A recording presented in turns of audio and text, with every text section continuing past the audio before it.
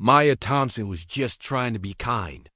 Every morning before school, she'd knock on the door of the old veteran who lived alone next door, bringing him toast and coffee. It was a small gesture that cost her nothing but 15 minutes of sleep.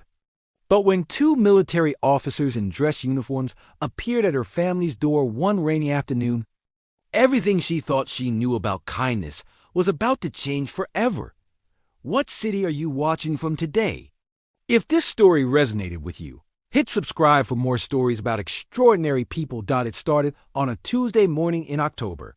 3 months earlier, Maya, a 16-year-old high school junior from Atlanta, was running late.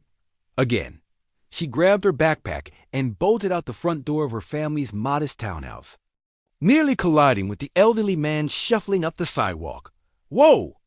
Mr. Harrison, I'm so sorry." The old man steadied himself against his cane, a slight smile crossing his weathered face. "No harm done, young lady. These old bones have survived worse." Maya noticed the newspaper tucked under his arm and the grocery bag hanging from his wrist, looking heavy for someone his age. Mr. Harrison had lived next door for as long as she could remember, always polite, always alone. "Can I help you with that, sir?" "I can manage," he said, but Maya saw his hand trembling slightly. She took the bag anyway. "It's on my way." That small moment changed everything. The next morning, Maya woke up 20 minutes early. She made 2 portions of scrambled eggs and toast, poured 2 cups of coffee, and knocked on Mr. Harrison's door at 7:15 a.m. sharp. His surprise was genuine. "Child, what are you doing?" "Bringing you breakfast, Mr. Harrison. I made too much anyway." It was a lie, and they both knew it. But he invited her in. His living room was neat but sparse. Military medals hung in a frame on the wall. Black and white photographs showed a younger version of Mr. Harrison in uniform, standing tall and proud.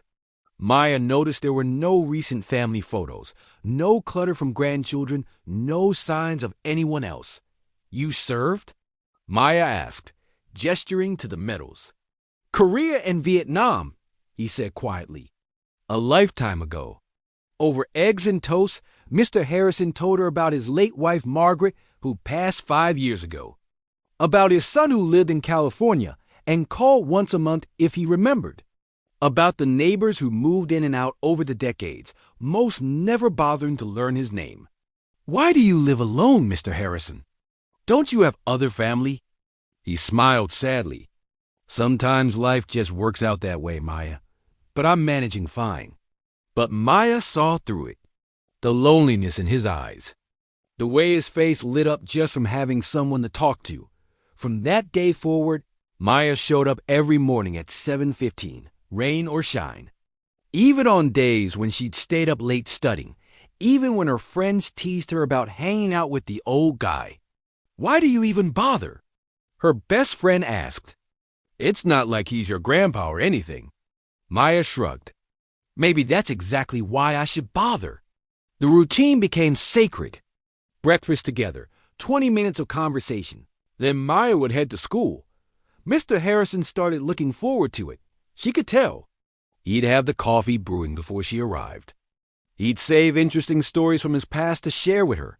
He told her about the friends he'd lost in war, the lessons he'd learned about courage and sacrifice.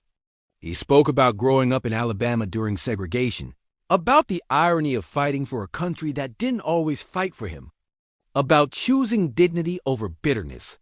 "The world will give you plenty of reasons to be hard, Maya," he said one morning. "The real strength is staying soft where it counts. In here," he tapped his chest, "keep your heart open, even when it's easier to close it." Maya started helping with other things too. Grocery shopping on Saturdays, fixing the loose railing on his porch, reading him letters from the VA that his eyes struggled to make out. Her mother noticed a change in her daughter. "You've got a good soul, baby," she said, hugging Maya tight. "Don't ever lose that." Then came the morning Mr. Harrison didn't answer the door. Maya knocked 3 times, panic rising in her chest. She tried the handle, unlocked. Inside, she found him collapsed in his armchair, conscious but weak, his breathing labored. "Mr. Harrison!" Just feeling a bit under the weather, sweetheart. I'll be fine. But he wasn't fine. Maya called 911, then her mother, then rode in the ambulance to the hospital, holding Mr. Harrison's hand the whole way. "You saved my life," he whispered in the emergency room. "Again? Again?" "Every morning for 3 months, Maya. You saved my life every single day." The doctor said it was pneumonia. Serious, but treatable. Mr. Harrison spent a week in the hospital. Maya visited every afternoon after school, bringing him crossword puzzles and reading him stories. On the day he was discharged, Maya helped him home, made sure his kitchen was stocked, and promised to be back the next morning with breakfast. "You're a blessing, child," he said, tears in his eyes. A real blessing.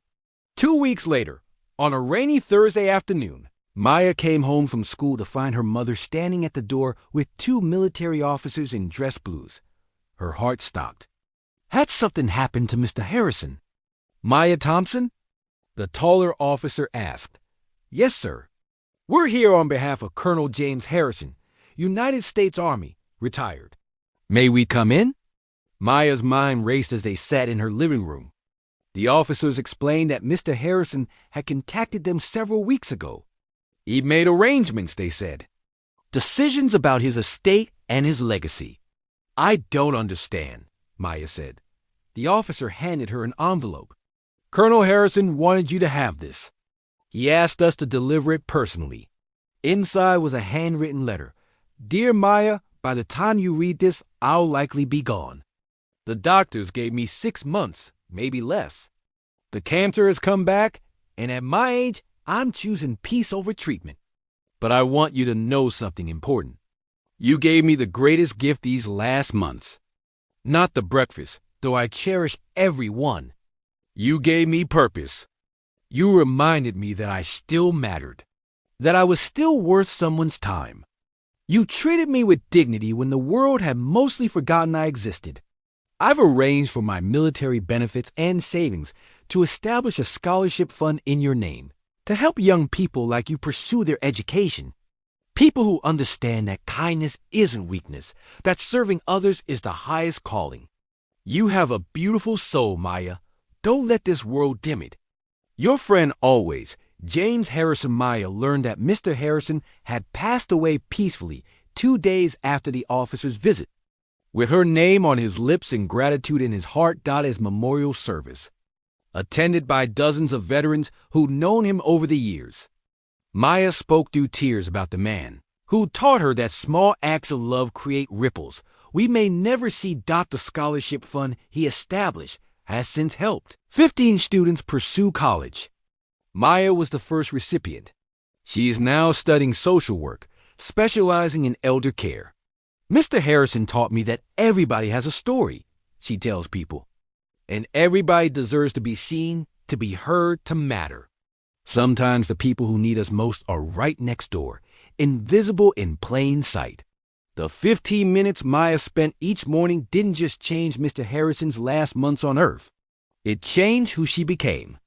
It taught her that kindness is never wasted, that the smallest gestures can hold the greatest meaning, and that we're all looking for the same thing in the end.